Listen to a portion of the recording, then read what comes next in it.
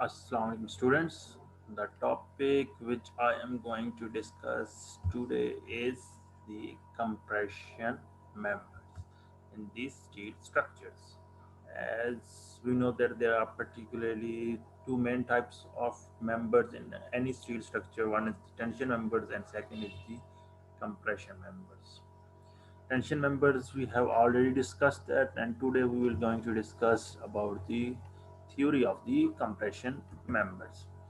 First of all, let's start with the very basic definition of the compression members. And what are the compression members? Compression members are those members or those structural elements that are subjected to axial compressive forces, but they are in the axial nature of the compressives, and they are normally called as the columns in the structural drawings.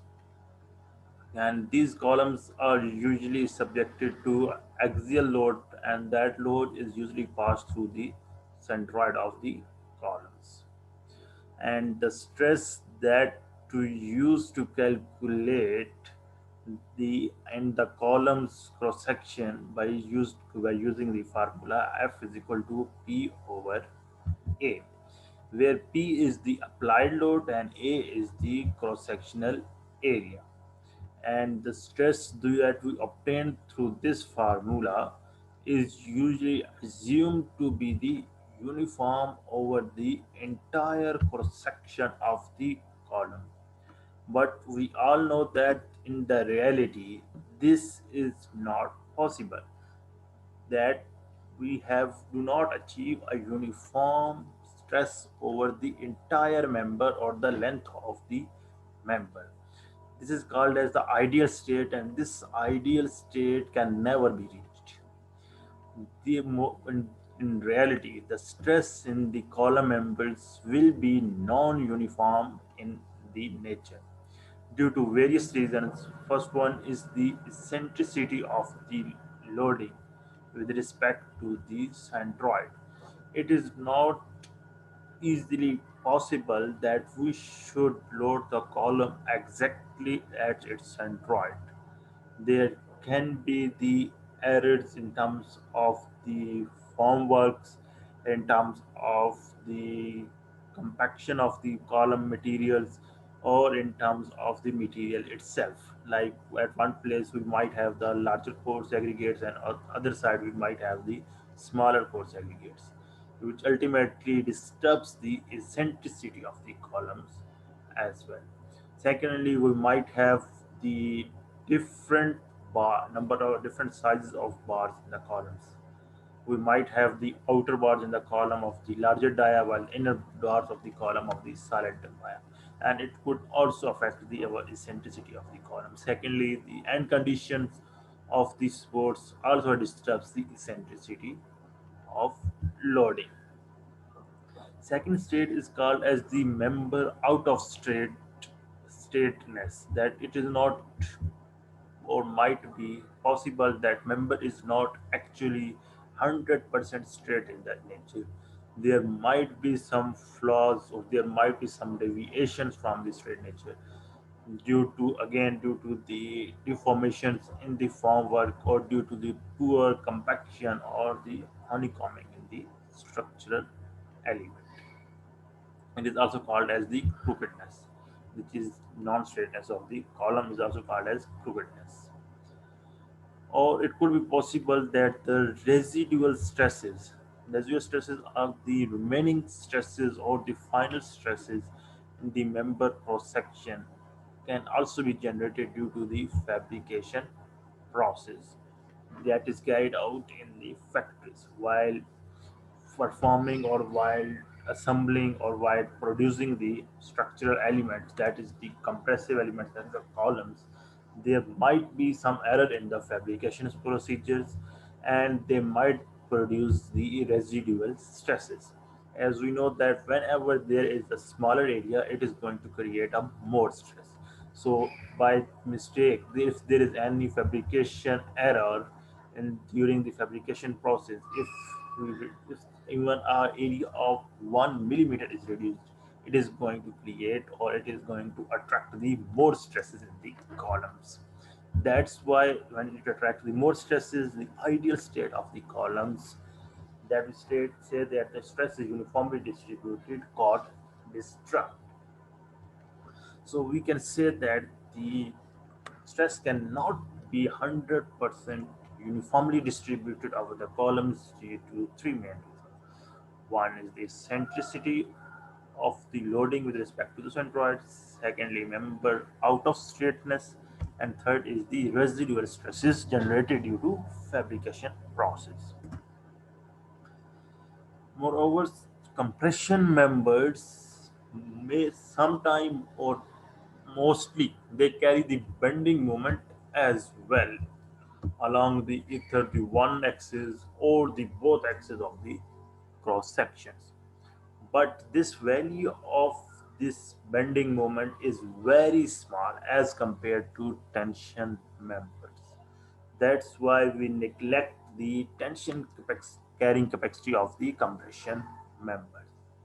And we all know that whenever there is a bending action or there is a bending movement, it is going to produce a tension in some part of the cross section, and we neglect this part toward the compressive members. And despite of this tensile stress that is generated in the columns, it is usually neglected, and they are called as the compression members because the compressive force or the compressive stress generally dominate the behavior of the compressive members as compared to tension members. Moreover, we have a number of compression members in the steel structure or in the building. Apart from the vertical members that we say the columns, we could have the arches that are the compression members. We could have the rigid frame members that are inclined or the non-inclined. They could be in the compression as well. And then we can have the trusses or the some bars or elements of the trusses that are in the pure compression. So it is compression members are not only related to the columns, but the arches, trusses, or the rigid frames can also be in the compression state. Let's have a quick view of the picture, some of the pictures of the different compression members. Like where we have a column. This column could be the inter-story column or the end-story column or the first-story columns. All columns are generally in the form of the compression members because they carry the compression forces and they transfer the forces from one column to from one story to another story. Similarly, there could be the arches or there could be three-hinge trusses which can be used at the entrance of the building or to protect the building from the sway action or to create the bracing in the buildings. The trusses are generally used and which are usually in the compression state. Similarly, the arches or the have a steel frame with three arches that can be used for parking of the aeroplanes that are called as hangars. They could be used here and it is used in the compression because it is the type of the arch and arch are usually compression members. Similarly, we could have a steel rigid frame as well, which are purely in the form of the compression as well. And the braced frame, as I told you, the braced frames are also which are used to protect the lateral loading in terms of the wind effects or earthquake effects.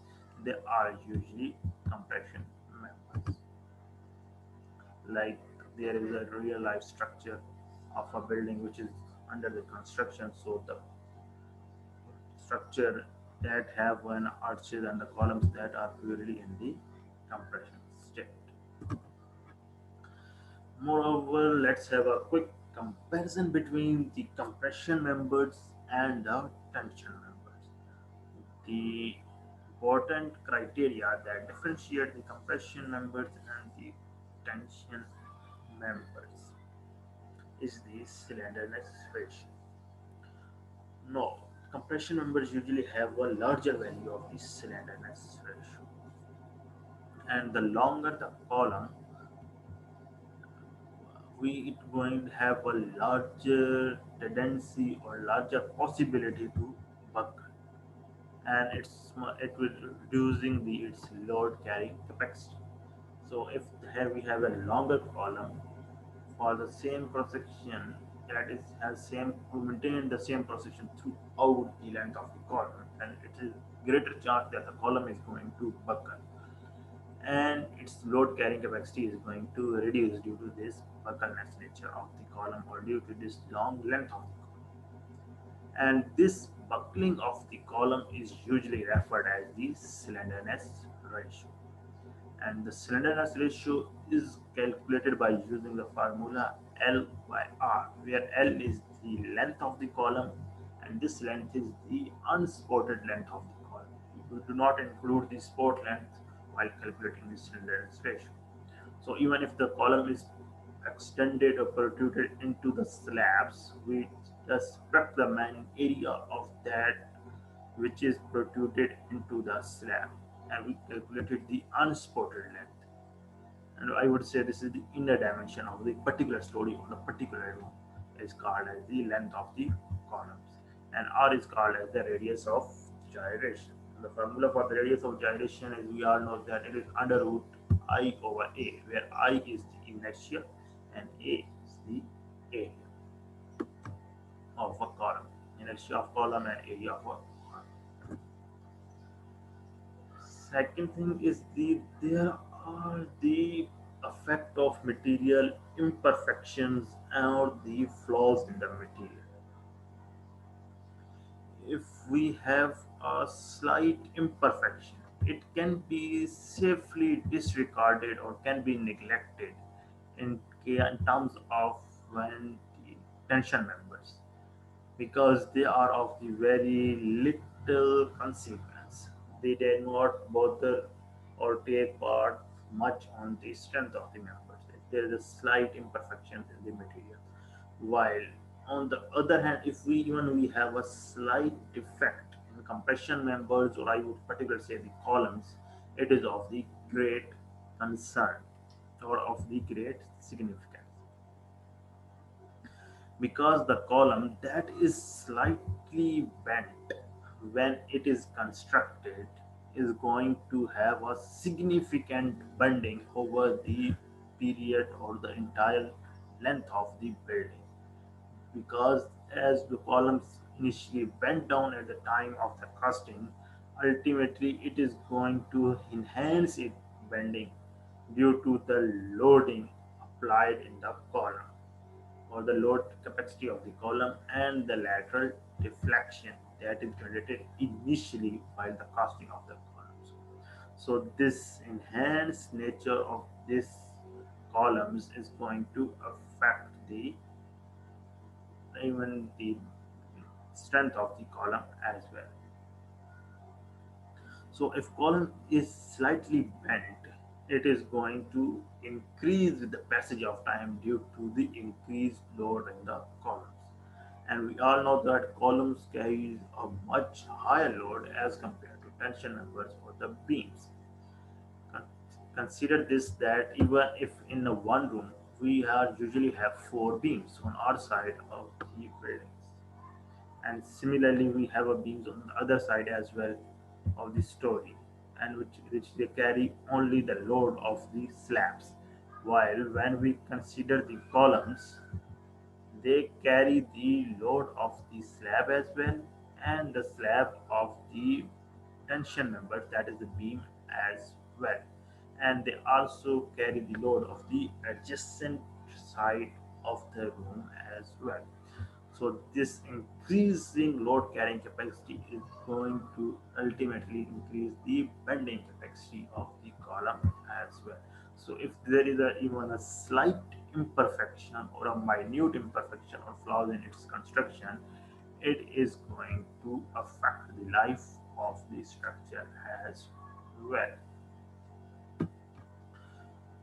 Moreover, you would know that we prefer the weak beam and strong column in the building, because whenever a column fails in the building, it is going to the failure or the collapse of the entire structure.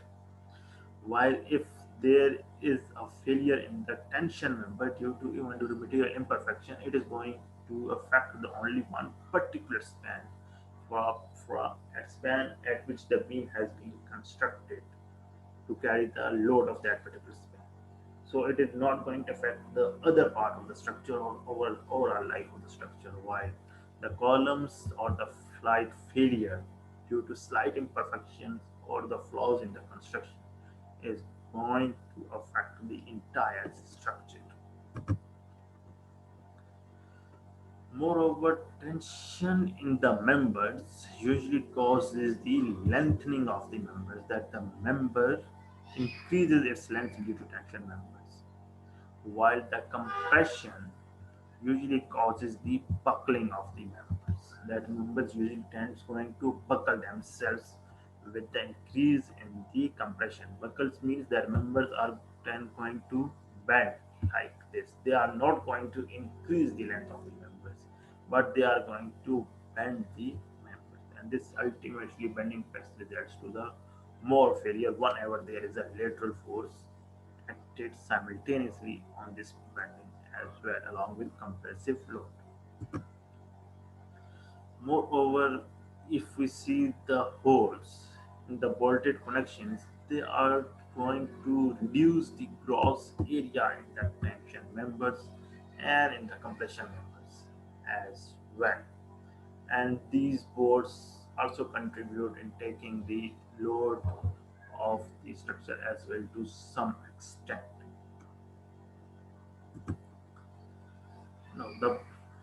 Now, the coming to the point is that why the columns are more critical than the tension members, or the compressive members are more critical as compared to tension members,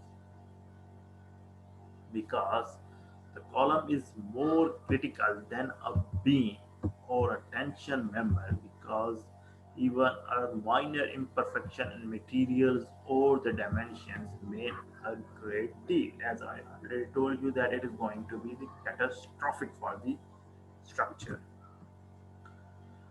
The bending of the tension member probably is not much serious, as the tensile loads tends to strengthen the or straighten those members, while the bending of the compression members is serious, because the compressive load will then tends to magnify the bending in those members, as I already told you. So there are three basic types of the column failures or the compressive members failures.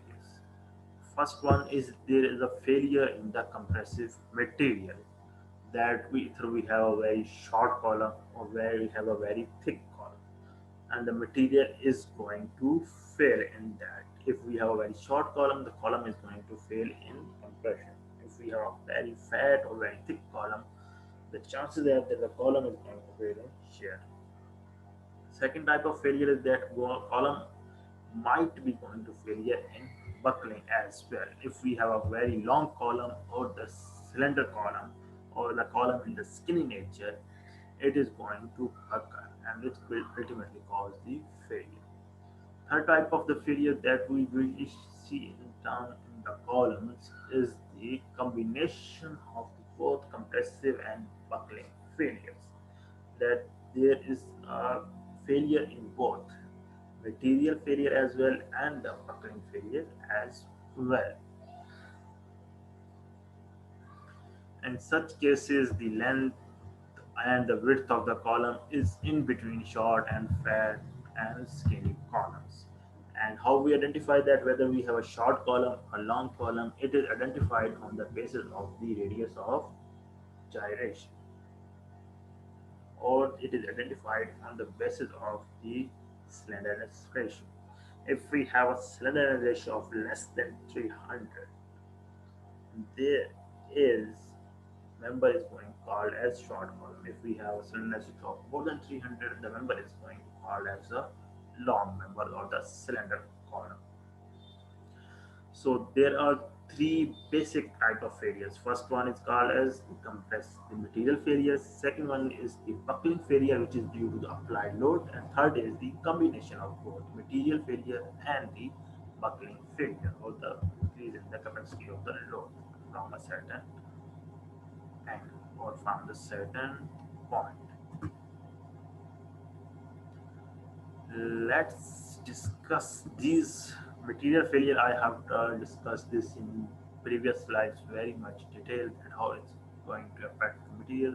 Coming to the second points, that is the buckling failure. In the buckling failure, the predominant factor is the flexure buckling, and we also call it as the Euler buckling.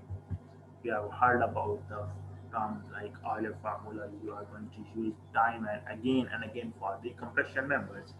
Why? Because that formula is basically derived for the compression member, and it is derived to resist the buckling failure of the compression members.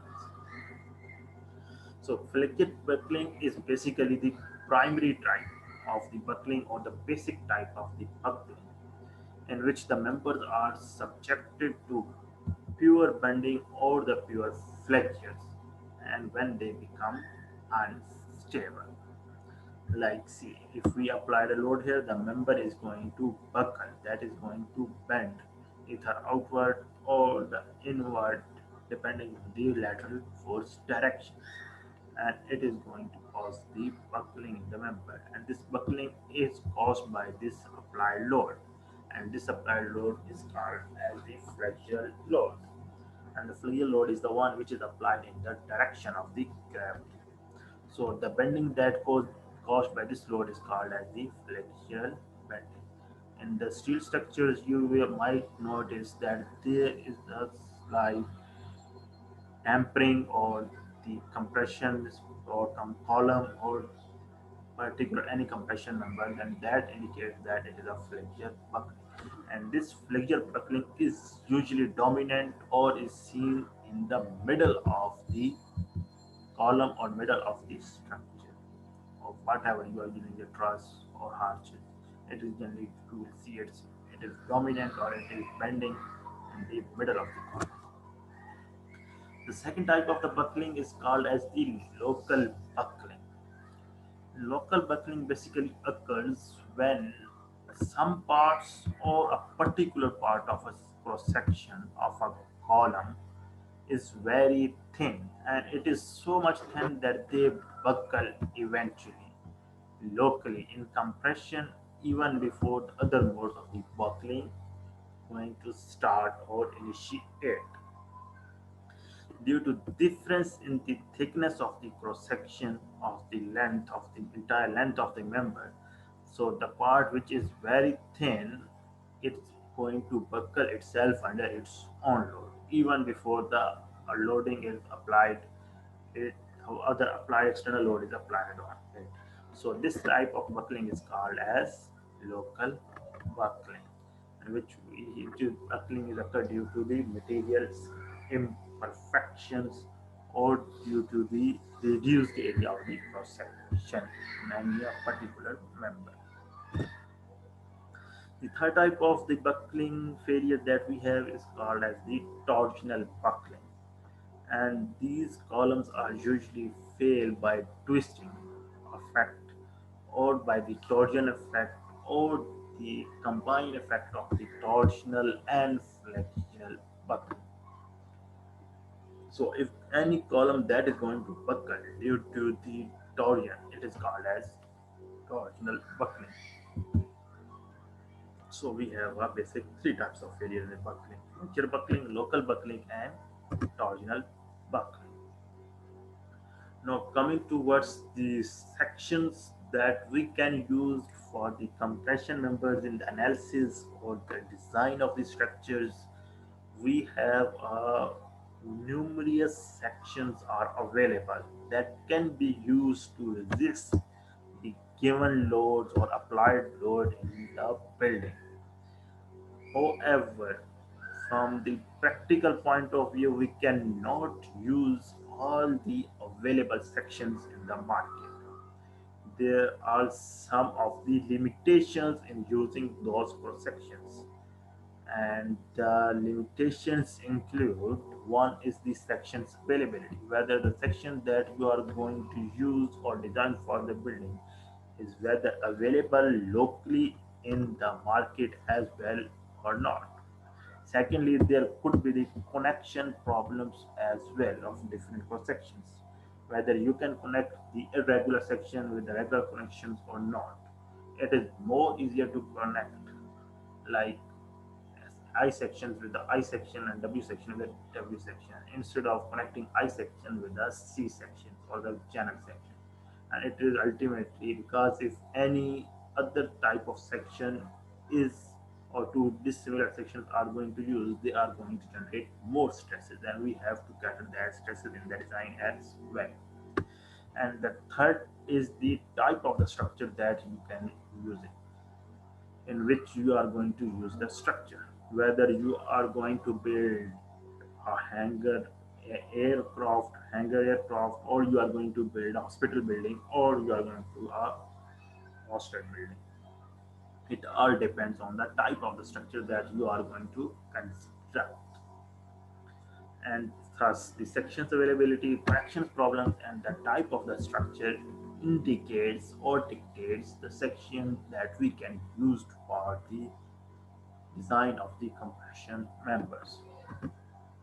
Some of the particular types, irrespective that whether these sections can be used in the compression members and the steel structures or not, the number of the sections that we have available, like we have available like single angle sections, we have the double angle sections in which double angles are joined simultaneously with each other, two single angles are joined simultaneously with each other. We could have a T sections, and we could have a channel section as well. Channel is like a C section.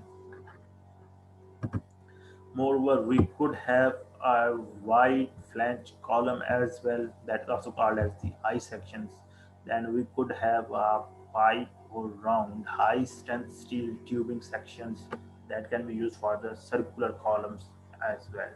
And they are usually used in times of the transporting the gas that you can use like sui gas, or while transporting the nuclear powers to the other from one point to other, or nuclear fuel for transporting the nuclear fuel. We can use these pipes or tubing as well. Similarly, to transport the fuels like petrol from one station or from plant to the petrol pump station, we use these types of the tubing while transportation. And we could have a square high strength steel tubing sections as well. Apart from these, we could have a rectangular high strength T-beam, and we could have a four angle box sections as well. We could have a only box sections without angle angles, and we could have again we have a box section in which two channels are used simultaneously. Then we could have wide angle sections with the cover plates, in which the cover plates are attached on the with the web of the both webs of the eye section as well. And we could have a wide angle and a channel section, in which channels are used with along with the eye sections in the web. And then we could have a built up sections as well, that in which we can use as build any type of section as per requirement, like we could use the four angle sections as well, they are joined together. And then we could have a built up section in which bar cover plate or the bar could be used along with the build up for channels as well, as per our the needs of the requirement of the structure.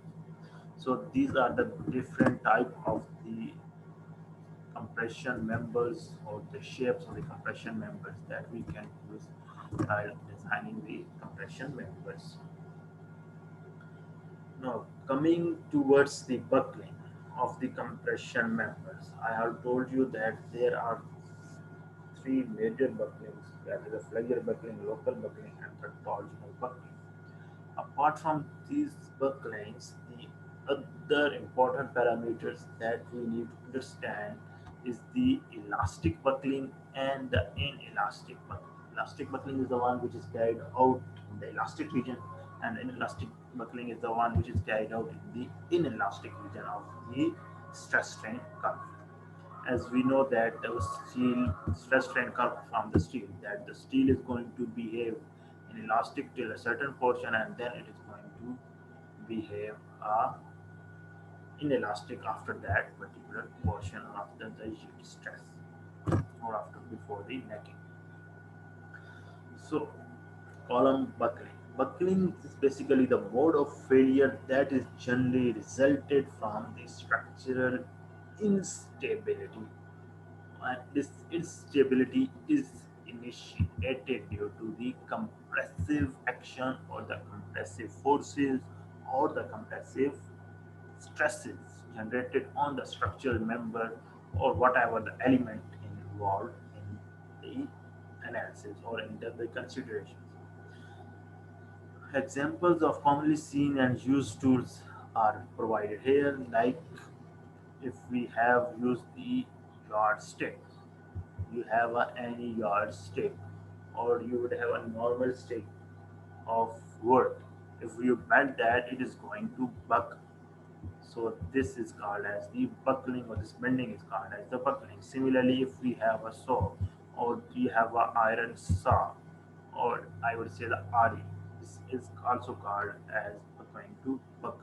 Similarly, if you have a T scale or any steel foot, it is going to buckle, and this is bending is called as the buckling. And similarly, if we have a matchbox, if you pick out a one matchstick out of a match bits and you apply force from both ends of the buckle, it is going to buckle each other, and this buckling is called as flexure buckling.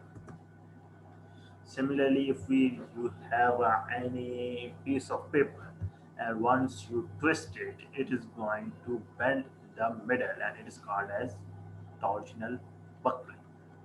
Or if you can use the any shield or any the tube or even the plastic, if you able to twist that, it is going to buckle from the middle by applying the moment on the end in the opposite directions on the both sides of the members of both sides of the paper as well.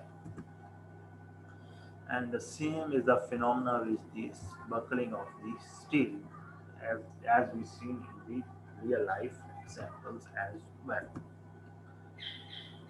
So, with this, I would like to end or conclude my lectures that we have studied that the compression members have some advantages, or I would say some disadvantages of the over compression members, as they generate the def or initiate these sluice deflection at the much larger state as compared to tension members. So it is important to restrict that deflection. And in order to restrict that deflection, we have to understand the mechanism of the failure.